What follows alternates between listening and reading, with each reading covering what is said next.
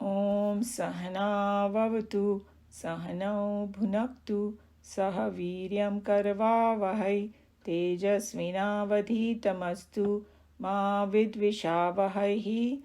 Om Shanti Shanti Shanti. Hari Om Shri Gurubhyo Namaha. Hari Om. Vasudeva Sutam Devam Kamsa Chanuramardanam Devaki Paramanandam Krishnam Vande Jagadgurum. Krishnam Vande Jagadgurum.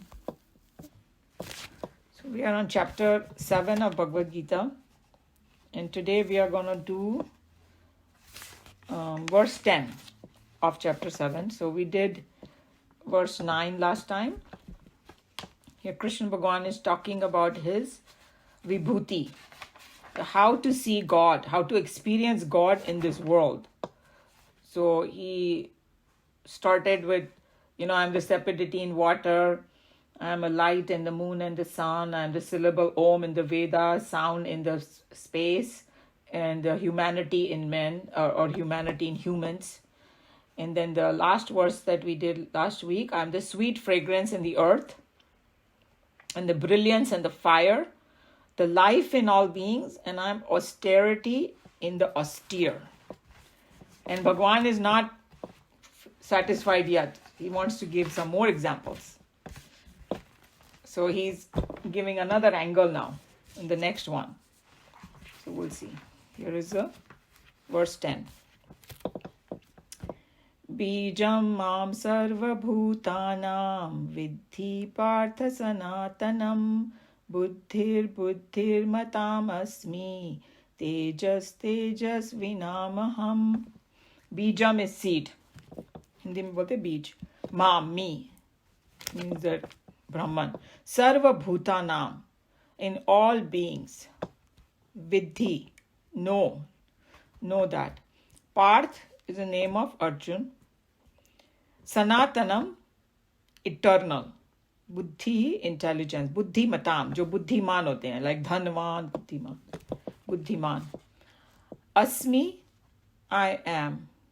Teja, splendor. Tejasvinam, of the splendid. Aham, I. So he starts up saying that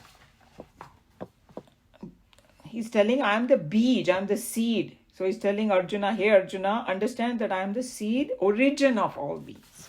So when he says seed, he means he's the origin of. We all have come from God. And so, in the world when we see the seed, so we put the seed in the ground. Basically the seed, you can say one angle, the seed get destroyed to become the plant. So here the word used is sanatanam, which is very, very powerful. That means eternal seed. Kabhi khatam nahi hota. Ye nahi ki seed khatam ho gaya, abhi main kya karu? Not like that. Nothing gets finished over there. Continuously, eternal religion of all being. So, the Dilli Wale Swami Nikhilananji was saying that if you think about it, there are so many different kinds of beings on our planet. And then so many got extinct and the new ones keep coming, scientifically speaking also. So life is very dynamic. It keeps on modifying, refining itself and all that. In some ways, one angle you can see it keeps changing or mutating also. Just let me mute this 1 second. So there are so many varieties of beings, multiple varieties of beings on this earth, and our scriptures even talk about other lokas in the, means there are other planets. And also he was just saying that the science has not yet discovered life on some other planet, but in the future they may. I mean, there is, logically speaking, scientifically speaking, there has to be, if there are so many, stars and galaxies and all that. So when they talk about I'm the eternal seed, they're talking about the whole cosmos. Everybody. Okay? So that's what he's pointing to, that everything has come from him, so I'm the eternal seed. And then, we never think about these small things, but these Mahatmas, they bring out such things, and when we contemplate upon it, it will fascinate you. And he was just saying that if you look at a seed on the earth, like all the different seeds, that could be out there, it's a marvelous thing if you think about it. And if you don't know what that seed is, and if you just look at it, you will not know what it is capable of. Like, suppose apple seed or some papaya, I don't know what it looks like. And if I just see the seed, I cannot see the apple tree in it. It's such a small thing. And I think that I have heard, see, in Houston, they have these big oak trees. Oak tree का बीज सबसे छोटा होता है. जितना बड़ा tree होता है, उसका छोटा सा tree seed होता है. And so you don't know what is going to come out of it if you don't recognize it. But scientifically speaking, it contains the entire information about that. How fascinating, how miraculous. And the seed doesn't have the material. That's another thing that we never think about. The seed doesn't have any material. It just has the intelligence of that Bhagwan. And so if you put the seed in the right place, it knows how to pull the material from the ground. And it converts ordinary soil into trunk, branches, leaf, flowers, fruit, everything. So that little seed has the whole information, and that's the marvel of God.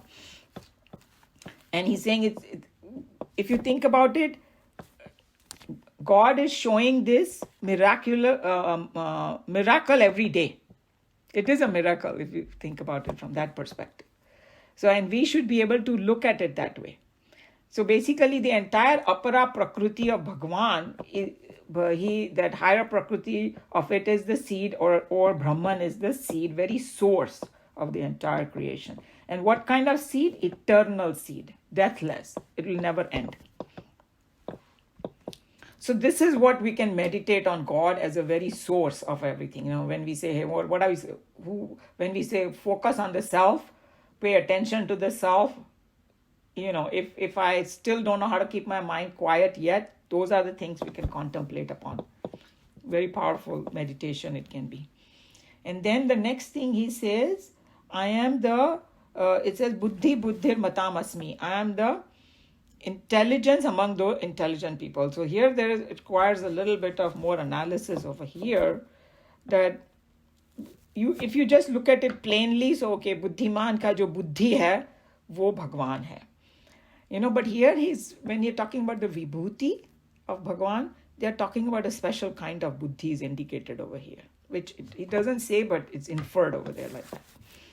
So what kind of buddhi? The buddhi that has power to discriminate, means jo viveki buddhi ho, distinguish between things clearly. Vaisi buddhi honi chahiye. So spiritual buddhi is that kind of buddhi. Power to understand between seer and seen, drishya and drishta.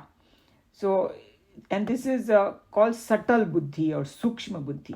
So Nikhilanand gave a very good analysis. He's saying that there are three kinds of buddhis he talked about. One is Shuddha Buddhi, and one is Tikshna Buddhi, and one is Sukshma Buddhi. So let's look at each one, what it is. So Shuddha Buddhi is a pure Buddhi, means it appreciates values, pure values of honesty, friendship, compassion, forgiveness, kindness, generosity, all the good stuff that humans have at the core of humanity. So the kind of Buddhi that appreciates all these things. So he was just saying that, if somebody is honest just because of fear, okay, then that's not a true honesty. Like if the speed limit is, 65 and I'm going 100 miles because the police is not there, that's not the kind of, hey, so see what I'm saying? So the intelligent that appreciates and accepts the value, the core of his heart, this is a more deep kind of thing. That then I can say, but when you have that value, ingrained in you, then it is that pure intellect. Otherwise, outwardly people to show off, they can be very goody-goody. But true goodness is when I'm alone. When somebody sees me or not see, I still follow that value. So I think there is a saying that they say the true character of a man is, or a human is, what he does when he's alone. Because when other people are there, people can put the mask and, yeah, I'm so good. But no, when he's alone, what he does. So this is what he's talking about, And the person who has that kind of buddhi will say, he will follow that sincerely, that value, and it will not depend on any country or time or depend on anything else, but it is his own understanding. It will depend on. It's like throwing trash on the floor of some city or something. If you really care about cleanliness, even if you go to India and everybody else is throwing trash, you won't throw it. You will keep it in your pocket. But just यहाँ पर आए तो साफ और वहाँ गए तो फेंकना शुरू कर दिया. So, those kind of things. Simple example that what is a core value. So here that buddhi is the one that accepts and follows values, is pure intellect, shuddha buddhi. Okay.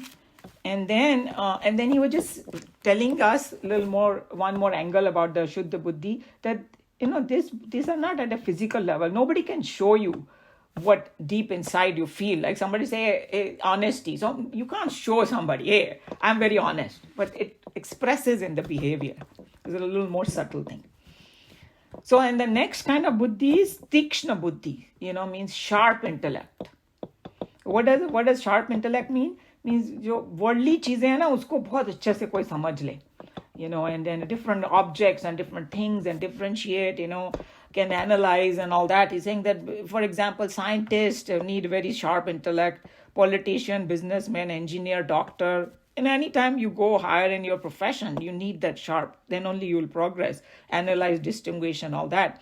So he's saying generally these two type of buddhi we understand very clearly, Shuddha buddhi and tikshna buddhi. But he's saying there's one more third kind called sukshma buddhi, subtle intellect. He's saying that that's what is necessary for a spiritual student.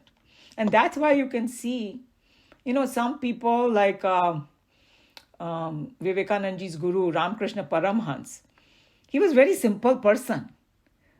From the worldly sense, he didn't get big education or anything, but he had a very subtle intellect. Because for spiritual purpose, that's what you need. So what is the difference between this kind of intellect? This intellect, sukshma buddhi, is the one that can differentiate at a deeper level, seer and seen, atma and anatma that they talk about. What is I and what is not I. So like para and apara prakriti, understanding that kind of thing. And then who am I and who I'm not, that if you are able to distinguish with the help of the spiritual guidance, of course. That's why Shravanam is that important, that when you listen, it seeps into you, you understand it. So this capacity is called the Sukshma Buddhi. And this Sukshma Buddhi is required to progress on the spiritual path. So to both the buddhis are required actually, Shuddha Buddhi and Sukshma Buddhi. But जिसकी Sukshma Buddhi होती है ना, उसकी automatically Shuddha Buddhi होती है. Because he understands it so well that he will definitely give the values, and this go together in my mind. So when he talks about Buddhiman, he's talking about the Shuddha Buddhi and Sukshma Buddhi together. Tikshna Buddhi ho ya nahi ho, it doesn't, not that important. And that is the vibhuti he's talking about over here when he says buddhir matamasmi. And that with these two buddhis, he will be able to recognize God and, connect with God much better. So and then he just said that, we already know this, but he just kind of mentioned it, that there are people maybe very intelligent as far as worldly things go, but they may be totally buddhu as far as the spiritual path goes. That's also possible. And then he's saying only tikshma buddhi without shuddha buddhi is a danger to the society. In our scriptures, we have Ravan, he had a very tikshna buddhi, very sharp person, but shuddha nahi tha uska, shuddhata was not there. So just kind of a little bit of analysis of that. This is what about buddhi. And then he said, I am tejas vinam aham. Tej means brilliance in somebody. Glorious, powerful, intelligent, wise, all that qualities together. But, there is one angle about the Tej that we'll discuss. So if somebody has a tej or a brilliance, then I am that brilliance in that person. So what kind of tej is talking about? Are you saying that this is also a subtle kind of tej he's talking about? He said that sometimes even animals could have a tej. You say, how is that? He said, suppose this lion is there, when he's sleeping, then he gets up and वो तो जंगल का राजा, जैसे ही वो खड़ा ही होता है उसमें तेज होता है, बाकी सब इधर उधर भागना शुरू कर देते हैं, because he has this charisma, this stage in it. This is one example he was giving. But basically in humans he was saying that how when you follow the path of righteousness, dharma, very implicitly when you follow, you develop a tej. He's saying that, and even big people, the so-called worldly big people, will be scared of you if you have that kind of conviction in you and you go with it. And he gave an example of Mahatma Gandhi, that Mahatma Gandhi on one hand very frail, very simple person, but because he followed those values so implicitly of ahimsa and satyagraha, that he said that his tej was, that is called the tej, from those values that you acquire. And then the whole British Empire was scared of him, So that's the kind of tej he's talking about. So he's saying that tej in anybody is, I am that tej.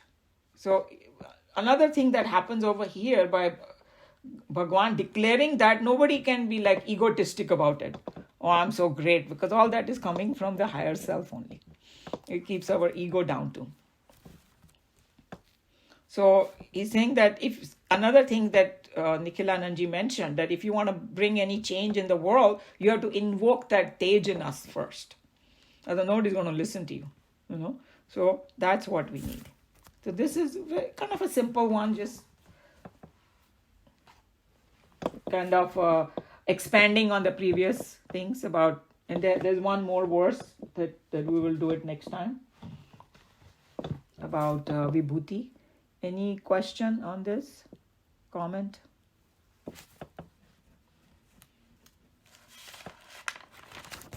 So everybody's getting the hang of what is actually Vibhuti, where we feel I'm experiencing God through this, and sometimes we may not even know about this particular thing, but anything glorious we see in the world, don't we use words like, oh my God, this is out of this world, this is so divine, so this thing, automatically we make it a vibhuti.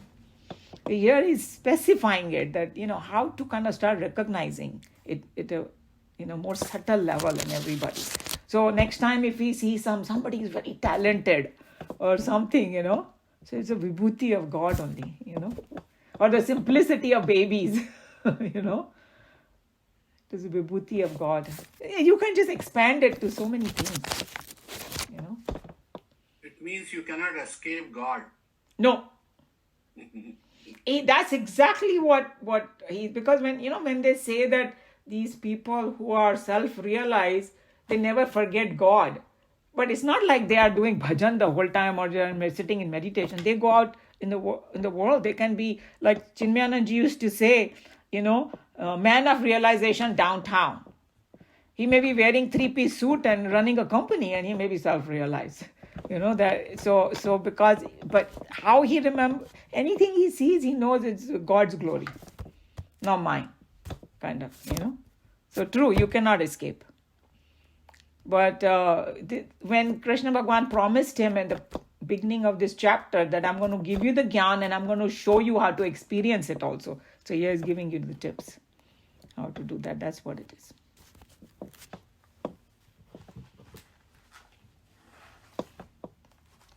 Okay, any volunteers to read?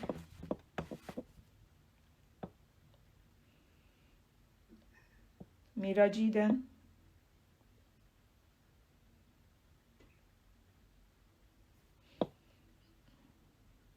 Know me, O Parth, as the eternal seed of all beings. I am the intelligence of the intelligent, the splendor of the splendid. Not satisfied with the above enumeration, which can truly indicate its full significance only to those who have a fairly well-developed subtle intelligence, the Lord is compelled to indicate the same truth through some other more obvious factors. He says in this stanza, I am the ancient seed of all beings. Not satisfied with this statement, as an artist would mix more colors afresh and repeatedly paint again and again to bring out his theme more vividly into the perception of the onlookers, Bhagwan gives here two more beautiful instances by which we can get an insight into the relationship between the gross perceivable matter and the subtle imperceptible spirit. Should I continue? Yeah, so here we saw that how Swamiji interprets this thing, and he gives such a beautiful example. The artist is standing and he gives you okay, no, I need to give a little more color, a little more, and so he started off from little far off things like Chand, Suraj. Then he started bringing it, hey, fire, maybe मैं हूँ, फिर वो अपने में ले आए that I like within me. So he's taking this journey. So there is so much in it that, like Joe just said, you can't escape God. Nobody can say that I'm so great. Without God we are nothing. That's what he's telling you over here. Yeah. The Lord says, I am the intelligence of the intelligent. The intelligent man constantly expresses a greater amount of divinity in his thoughts and ideas.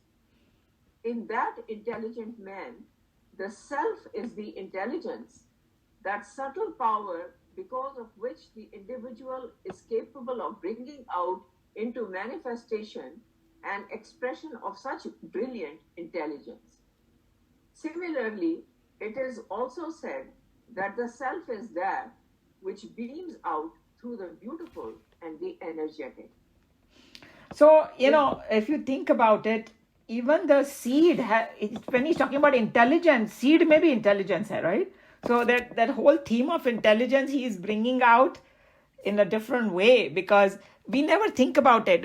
Seed hai, we just throw it away, whatever. But it's such a powerful thing. And when that Nikhilanandji said that, it doesn't have the material, but it knows how to extract it from the earth. We don't think about it. All that big tree and all that, everything is just pulled from one spot, right? Imagine the brilliance of the Creator. My God, if you think about it that way, you get just goosebumps. That is just, and there's so much variety. कोई seed कड़वी चीज निकाल लेता है धरती से, कोई चीज मीठा, all kind of flavors that you can think of, all kind of colors that you can think of. Just brilliance, absolutely. My God. Yeah. In other words, through the instrument of our intellect, it is the consciousness in us that expresses itself as an intelligent individual. As a parallel, we can say that electricity is the light in the bulb, the heat in the heater, and is the music in the radio. That's also a beautiful example. That somebody might say that how can one source be for every kind of thing? But then in electricity we have that. Without electricity, all these electrical equipments and electrical equipment are so many different variety. These days, so without electricity is like nothing you can do. That's agar electricity khatam ho jata, only one thing you can start reading Geeta and meditate. Nothing else you can do. And some people have the app of Geeta now, so they may not be able to do that either if you don't have the book. That's why the old-fashioned books is much better. Even if the battery goes dead, So, yeah.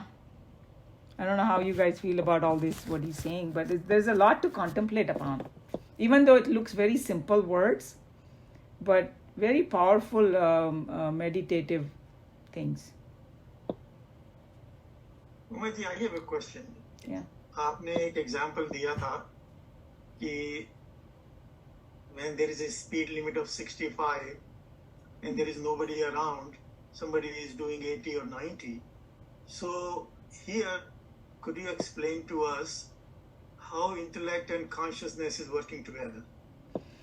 So all he's saying is that, see, here he didn't mention it, but I like the analysis of that Nikhilanand ji very much. That buddhi mein kaun si wali vibhuti hai? So the one which really cares about the values. That may be not the best example, but the reason I gave, everybody connects with that example very well. कि जैसे ही police आया ना, सीधा break पे सबका जाता है और सब देखना, सब स्लो हो जाते हैं. But there is one guy, when he sees the board that 65, he will do 65. He has really, it automatically happens to him because he is so rooted in that value. Like कोई बोलेगा कि मैं हमेशा सच बोलता हूँ, फिर कई वो बोलेंगे कि मैं कन्वीनियंस से बोलता हूँ सच. जब मेरा फायदा होता है तब मैं बाकी में झूठ बोलता हूँ. Then it's not vibhuti anymore.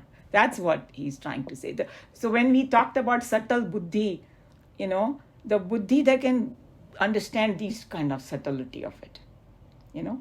That's what it means. But consciousness, when you look at it from that angle, consciousness provide all the power to everybody. You can do good or bad. But if you want to see God in something, then you got to see the vibhuti. And vibhuti has a very special flavor to it that will take you higher. That's why they are saying vibhuti miraho. That see the vibhuti. वैसे तो I told you that even in chapter 10, when Bhagwan was talking about his vibhuti, it's the way Swamiji was explaining this is that suppose, I'll give you an example, that suppose a total villager, koi adivasi, okay, who has never seen electricity, okay, so he comes to a city.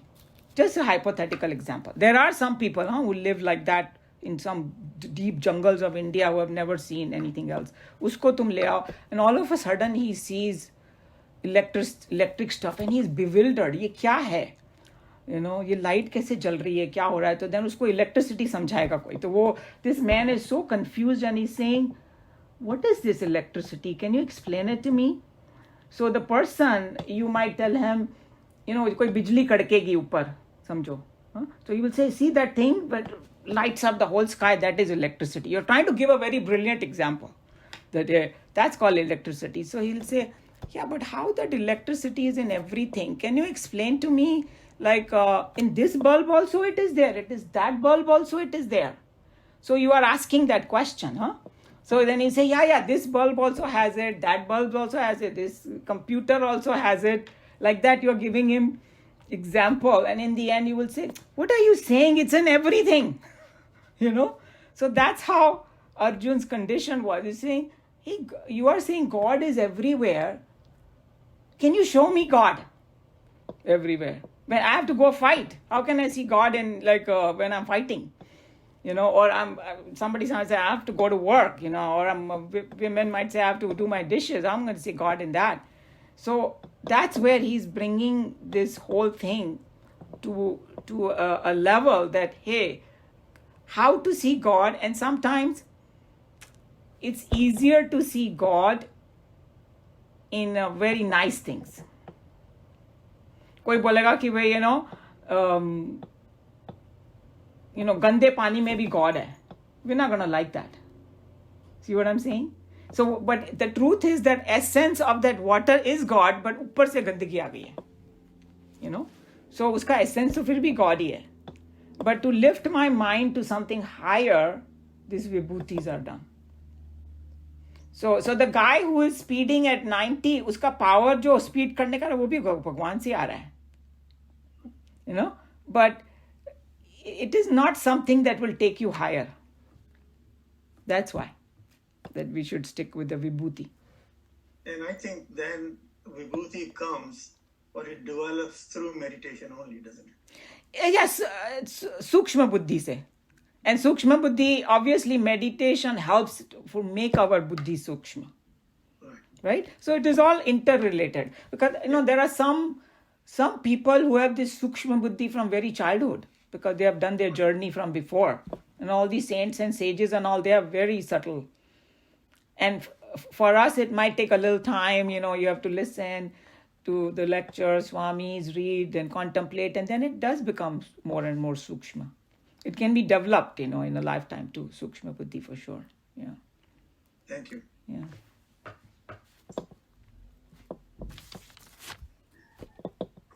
Any other comment or discussion we need to do?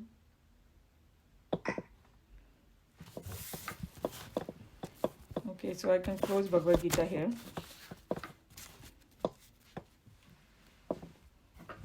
Sarvadharman parityajya mamekam sharanam vraja aham tva sarva papebhya mokshayishyami ma shuchah. Hari Om Shri Gurubhyo Namaha. Hari Om.